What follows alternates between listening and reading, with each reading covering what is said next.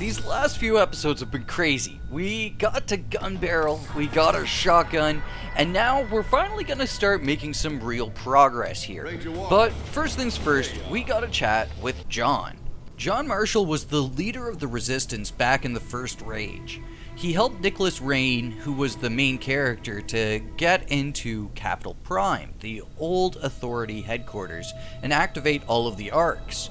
After that, dude went on to fight in the Authority Wars that ensued afterwards, and became a part of Project Dagger after the wars ended.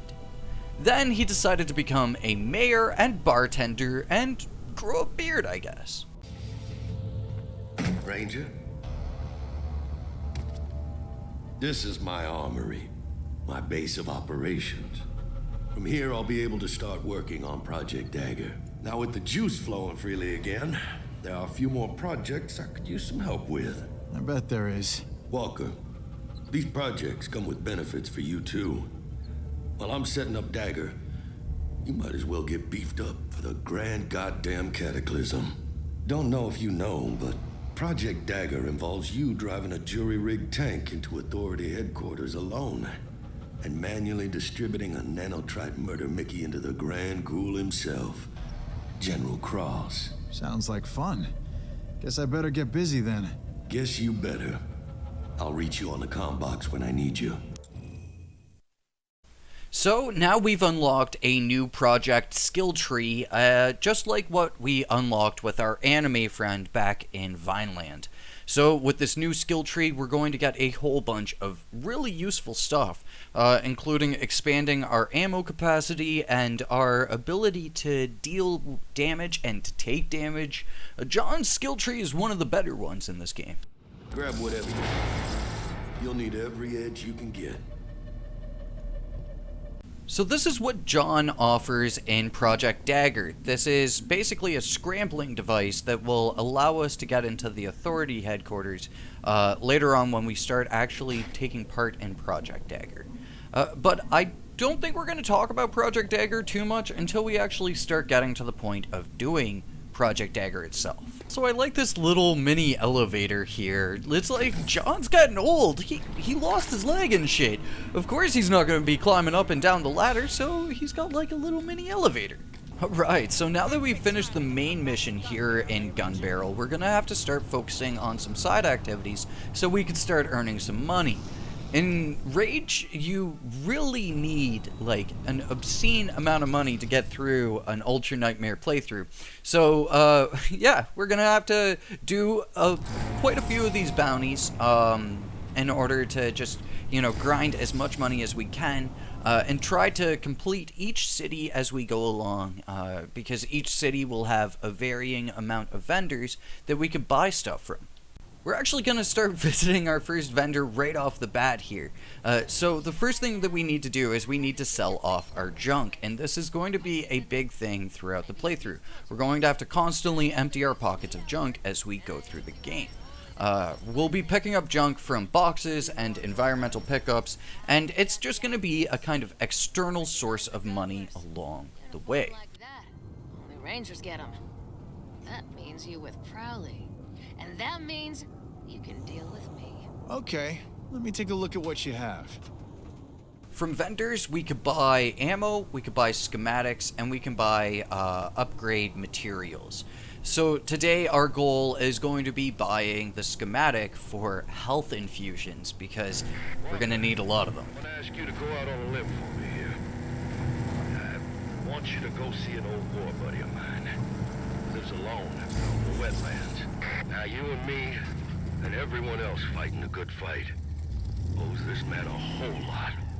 I'm gonna need you to go check on him for me. Yeah, I'll go. Just love it when you're all secretive and mysterious like that. Thanks, Walker. It means a lot to me. So I've got all of the DLC for Rage 2. I've got Cult of the Death Gods, I've got Terror Mania, and I've got Rise of the Ghosts. I want to complete all 3 of them in this playthrough, but Rise of the Ghosts and Terrormania are both notoriously difficult. So we'll probably be able to complete Cult of the Death God, but we'll leave the other 2 DLC until after we're done the main campaign, provided we can complete that one.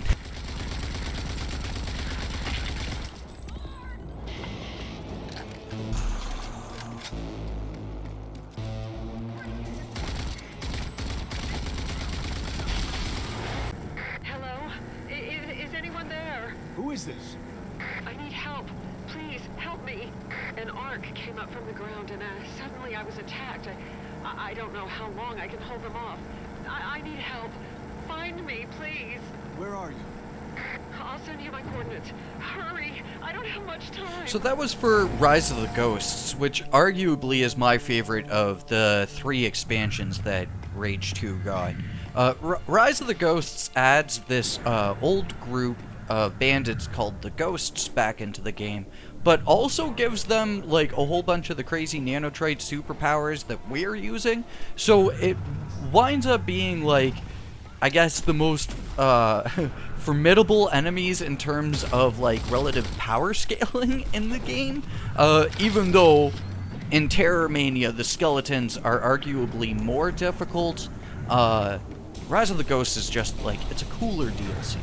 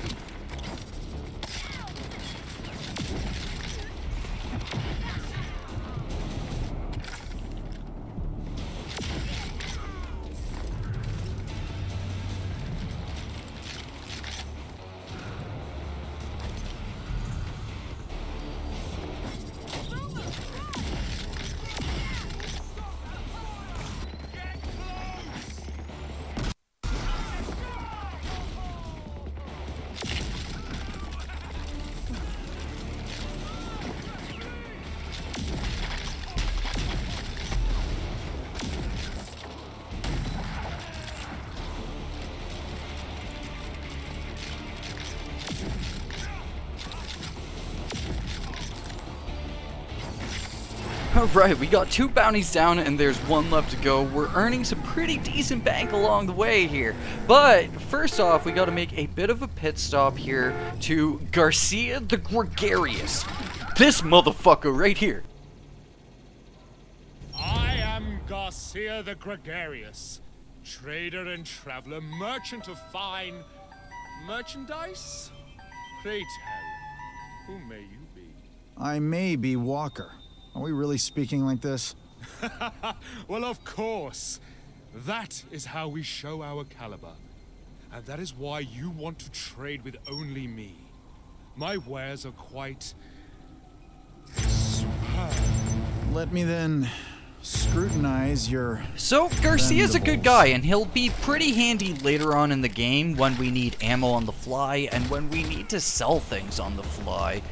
We're gonna wind up buying through his upgrades pretty quickly once we hit the mid-game, but they're a little bit too expensive for us right now in the early game. Favor shines upon you, O unwashed one. I offer you a challenge. Now that we've completed our 3 bounties here, we're gonna go off and do a little bit of racing in order to earn some extra money.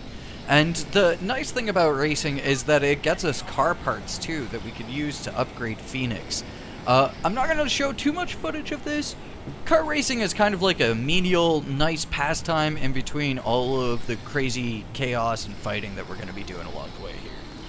But the nice thing about racing is that we're able to immediately challenge Gumball Deuce to a race immediately after beating him. So we could just kind of chain together beating him over and over and earn money and earn car parts that way.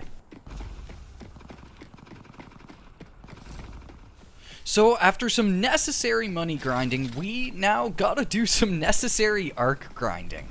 Just 2 arcs and we should be good for a few episodes. But the 2 things that I'm really looking for are Shatter, kind of force push thing, and defibrillation, which is our method of not dying immediately.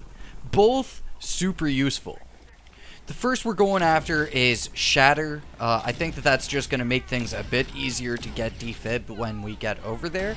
But Junker's Pass is a pain in the ass, man. If you try to take it on from the front, a lot of times these armored dudes will kind of catch you out at the end. So I try to go off to Junker's Pass kind of more towards the side where the Ark is. And take this kind of side entrance into the area. It just makes taking out the armored dudes a little bit easier, and then you can kind of focus on all of the weaker goons sitting around the area.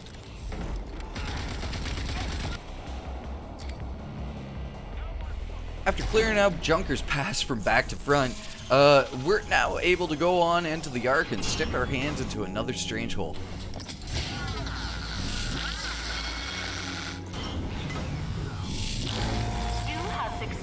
Installed ID accession, Shatter.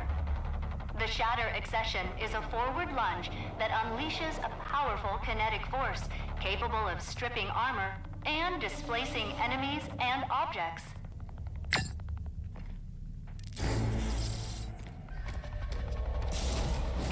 Again. You have successfully completed your Shatter is easily one of our best abilities. It allows us to rip armor off our enemies, which is actually insanely useful, especially when dealing with enemies called the Shrouded. And it gives us this short-range lunge that has iframes. The iframes are probably the most useful thing about Shatter. Iframes are a short second or less of invulnerability.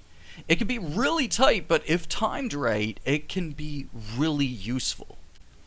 Alright, so now going off to our second arc of today's video, we're going to be picking up defibrillation. Finally getting ourselves the ability to survive past at least just one death. So this area is pretty tough. It's got a staged fight between a bunch of bandits and a bunch of Shrouded members. As I had said for the whole Shatter thing, Shrouded are the enemies that Shatter really shines the best on. So that's kind of part of the reason why I went off to pick up Shatter before I came off to defib over here. So something I'm sure you dudes have noticed so far is that I really try to utilize the environment that I'm given here in Rage 2.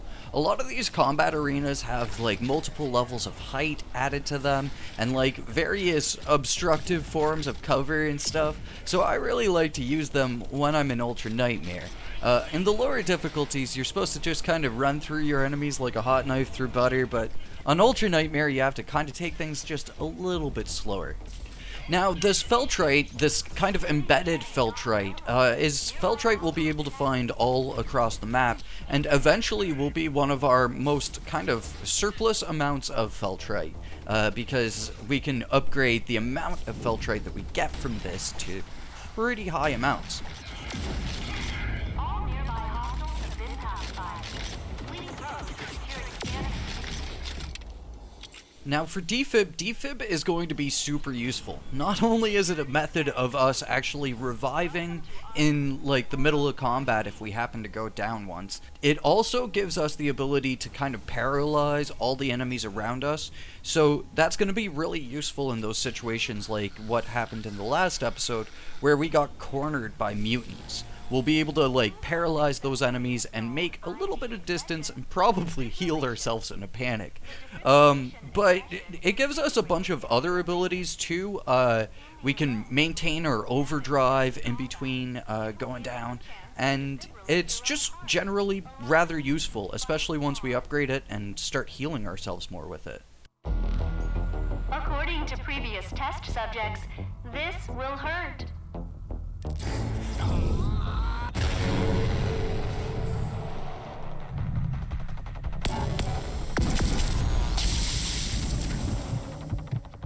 Simulation has been completed. Goodbye. Back for more stuff. Great. After a bit of grinding here, we are good to go to buy our health schematic. As well, I think I'm going to spend our leftover money on our first weapon mod. to upgrade our weapons with. But one thing I'm going to do as we go along in this playthrough is I'm going to grind to complete all the stores in the game. We're going to start off with gun barrel here and then kind of open up as we go along, but I think that that sort of foundation will really help us out, especially in the more difficult endgame areas. So, a grindy episode, but a necessary one. In the next, we'll be hitting up Wellspring to meet another classic character from the first Rage, and get to one of the hardest missions we'll have to complete. Cheers, folks, and thank you so much for watching.